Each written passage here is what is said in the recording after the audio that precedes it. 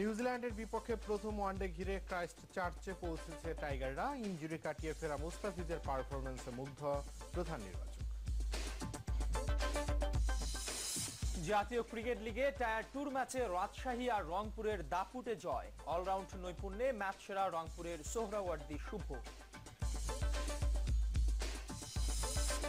টানা চতুর্থবারের মতো দেশের দ্রুততম মানবী শিরিন আক্তার 200 মিটার স্প্রিন্টের শ্রেষ্ঠত্ব ধরে রেখেছেন সেনাবাহিনীর শরীফুল। তৃণমূলে এখনো সমান জনপ্রিয় ফুটবল, দরকার সুদূর প্রসারী পরিকল্পনা। গ্রাম থেকে ভালো প্লেয়ার এসে আমার জাতীয় দলে অংশগ্রহণ করতে পারবে এবং আগামী দিনে আমাদের ফুটবল ফেডারেশন অত্যন্ত সমৃদ্ধশালী হবে। প্রয়োজনে স্থানীয় জনপ্রতিনিধিদের কাজে লাগানোর তাগিদ।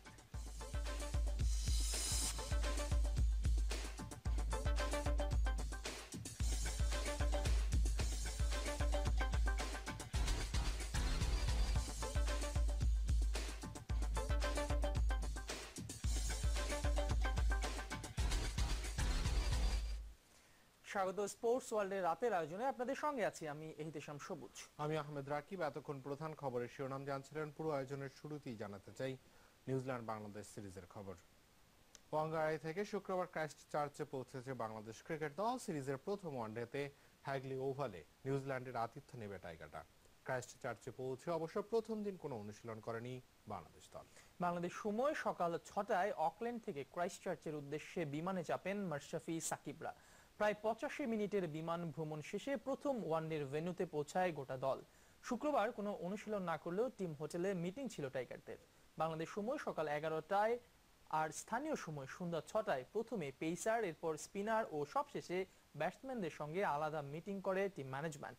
আলোচনা হয় পেসার মুস্তাফিজের প্রথম ওয়ানডেতে খেলা নিয়েও। 26 ডিসেম্বর ক্রাইস্টচার্চে 3 ম্যাচ সিরিজের প্রথম ওয়ানডেতে মুখোমুখি হবে নিউজিল্যান্ড আর বাংলাদেশ। নিউজিল্যান্ডে কখনোই কোনো আন্তর্জাতিক ম্যাচ জেতেনি বাংলাদেশ, এবার মাশরাফিদের চাওয়া সেই ইতিহাস বদলে দেয়া।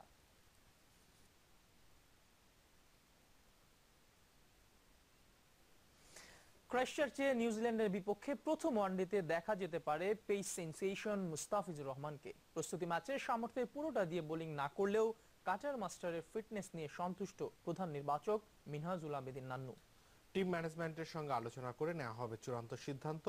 এই ম্যাচে ফিজের বিশেষ অস্ত্র কাটার ব্যবহার না করলেও 7 ওভারে 39 রানে তিনি নিয়েছেন 2 উইকেট।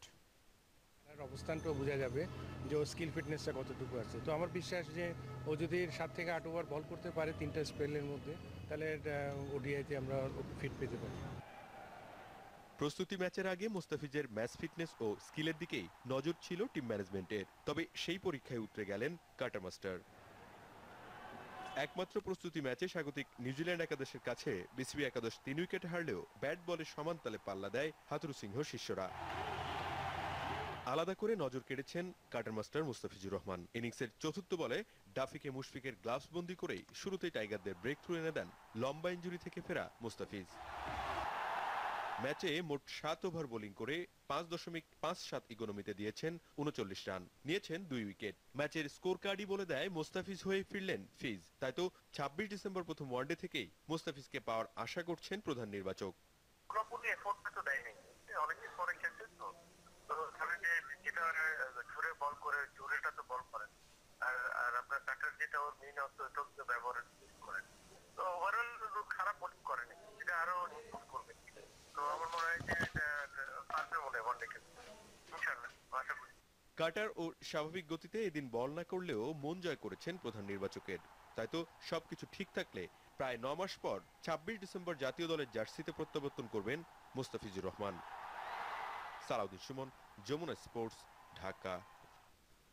জানাবো জাতীয় ক্রিকেট লিগ এনসিএল এর খবর। চতুর্থ রাউন্ডের শেষ দিনে জয় পেয়েছে রাজশাহী আর রংপুর বিভাগ। বগুড়ার শহীদ চান্দ স্টেডিয়ামে সিলেটকে 151 রানের বড় ব্যবধানে হারিয়েছে রাজশাহী। আর সিলেট আন্তর্জাতিক স্টেডিয়ামে ফলো অনে পড়া চট্টগ্রামকে 10 উইকেটে হারিয়েছে রংপুর বিভাগ। এই জয়ের ফলে দু দলেরই পয়েন্ট 46, রান রেটে এগিয়ে থাকায় টায়ার 2তে টেবিলের শীর্ষে রাজশাহী। বগুড়ায় টায়ার 2 এর ম্যাচে শেষ দিনে সিলেটের দরকার ছিল 302 রান, হাতে 9 উইকেট। ব্যাটিং ব্যর্থতায় দলটি থামে 178 রানে। ইমতিয়াজ হোসেন ও জাকির হাসান দিন শুরু করেন 28 রানে। সাকলাইন সজীবের ঘূর্ণিতে দলীয় 61 রানে ফেরেন ইমতিয়াজ। এরপর আর মাত্র 5 রান যোগ করতেই আরো 2 উইকেট হারিয়ে ম্যাচ থেকে ছিটকে যায় সিলেট। দলীয় 79 রানে ব্যক্তিগত 7 রান করা অলোক কাপালিকে নিজের তৃতীয় শিকারে পরিণত করেন সাকলাইন। মাঝে রাজিন সালে ও শাহনুরের 39 রানের পার্টনারশিপে কিছুটা আশা দেখে দলটি। সানজামুলের বলে বোল্ড হন 21 রান করা শাহনুর। তবে এক প্রান্ত আগলে রাখা রাজিন সালে অপরাজিত ছিলেন 75 রানে। দুই বাহাতি স্পিনার সানজামুল ও সাকলাইন সজীব নেন 3টি করে উইকেট। প্রথম ইনিংসে রাজশাহীর 204 রানের জবাবে 219 রানে থামে সিলেট। 15 রানে পিছিয়ে থেকে দ্বিতীয় ইনিংসে 344 রান তোলে রাজশাহী। দুই ইনিংসে 167 রান করা রাজশাহীর ব্যাটসম্যান ফরহাদ হোসেন জেতেন ম্যাচ সেরার পুরস্কার। সিলেটে 4 উইকেটে 149 রান নিয়ে শেষ দিন মাঠে নামে চট্টগ্রাম। আগের দিনের দুই অপরাজিত ব্যাটসম্যান ইয়াসির আলী ও সাইদ সরকার বিদায় নেন 191 রানের মধ্যেই। ইনিংস পরাজয়ের শঙ্কায় থাকা চট্টগ্রামকে আশার আলো দেখান মোহাম্মদ সাইফুদ্দিন ও ইফতেখার সাজ্জাদ। দুজনেই করেন 43 রান করে। 50 রানের সপ্তম উইকেট জুটি ভাঙে সাজিদুল ইসলামের বলে সাইফুদ্দিনের বিদায়। 29 রান লিড নিয়ে 297 রানে থামে বন্দরনগরীর দলটির ইনিংস।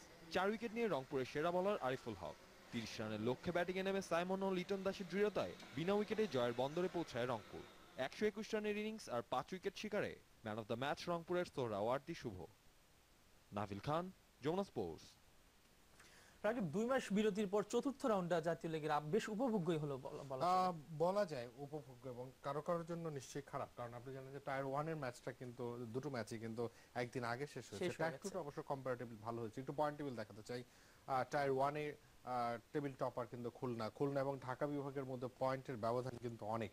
এর মধ্যে কিন্তু খুলনা শিরোপার দৌড়ে শিরোপা ধরে রাখার ব্যাপারে অনেকটা এগিয়ে গেছে। 4 ম্যাচে তাদের পয়েন্ট হচ্ছে 36, অন্যদিকে ঢাকার 27, বরিশালের পয়েন্ট হচ্ছে 26। ঢাকা মেট্রো কিন্তু রেলিগেট হচ্ছে, এটা মোটামুটি অনেকটাই নিশ্চিত বলা যায় এখন পর্যন্ত। অন্তত 4 ম্যাচে মাত্র 18 পয়েন্ট তাদের। আমরা একটু দেখে নিতে চাই টায়ার 2 পয়েন্ট টেবিলের অবস্থা। এখানে কিন্তু রাজশাহী ফ্যান্টাস্টিক ক্রিকেট খেলছে। আপনারা জানেন যে টানা 3 বার কিন্তু তাদের চ্যাম্পিয়ন হওয়ার রেকর্ড ছিল, কিন্তু আনফরচুনেটলি গেল সিজনে তারা টায়ার 2 তে নেমে গেছে। তাদের সঙ্গে কম্পিটিশনটা ভালোই করছিল রংপুর। 4 ম্যাচে 2 দলেরই পয়েন্ট কিন্তু 46 করে, দুজনেই কিন্তু নর্থ বেঙ্গলকে রিপ্রেজেন্ট করছে। অন্যদিকে সিলেটের পয়েন্ট হচ্ছে 22, তাদের লড়াইটাও কিন্তু বেশ জমে রাইট। এবং চট্টগ্রামের পয়েন্ট কিন্তু মানে আমরা গত কয়েক সিজন ধরে দেখছি চট্টগ্রাম খুব ভালো ক্রিকেট খেলছে না, এটাও কিন্তু এবারও তারা ধরে রেখেছে। রাকিব, আপনাকে অসংখ্য ধন্যবাদ। এবার জানিয়ে দিতে চাই অনূর্ধ্ব 19 এশিয়া কাপ ক্রিকেটের খবর। ফাইনালে ভারতের দেয়া 274 রানের টার্গেটে এই মুহূর্তে ব্যাট করছে স্বাগতিক শ্রীলঙ্কা। শেষ খবর পর্যন্ত তাদের সংগ্রহ 1 উইকেটে 87 রান। কলম্বোতে টস জিতে ব্যাট করতে নেমে 2 ওপেনারের ব্যাটে ভালো শুরু পায় ভারত। পৃথ্বী শো 39 রানে আউট হলে ভাঙে 67 রানের জুটি। তবে মীমাংশু রানা খেলেন 71 রানের ইনিংস। সঙ্গে শুভমান গিলের আর অভিষেক শর্মার 29 রানের 273 রানের চ্যালেঞ্জিং পুঁজি পায় ভারত। শ্রীলঙ্কার জয় বিক্রমা নেন 3 উইকেট। এই আসরের সেমিফাইনালে শ্রীলঙ্কার কাছে হেরে বিদায় নেয় বাংলাদেশ যুব দল।